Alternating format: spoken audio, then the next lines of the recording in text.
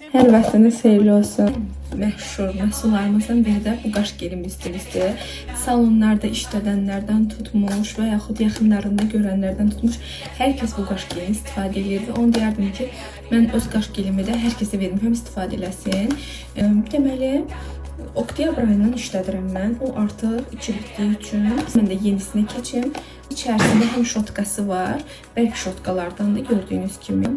Yeganə qaş geli deyə bilərəm ki, qaşda ağ ləkələr saxlamır, qabıqlanmır, üstündə pul-pul ləkələr tökülmür, taxta formasını almır.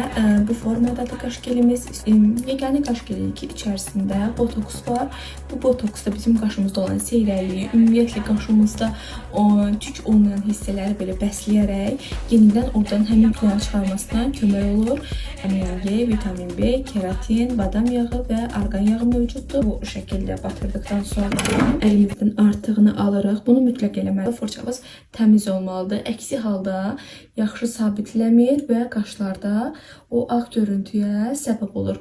Baxın, indi sizə qaşlarımda olan fərqi göstərəcəm. Baxın, bu qaşım, baxın, bu qaşıma baxın, bu qaşıma baxın. Həməncəcik mənim baxışım yəni dəyişir.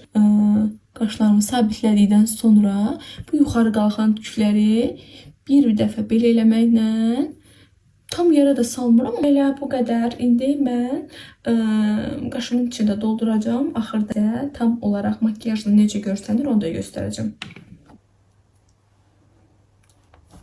Qaşlarım da hazırdır. Əsas məsələ qaş idi. Amma komple bütün makyaj eləmək istədim.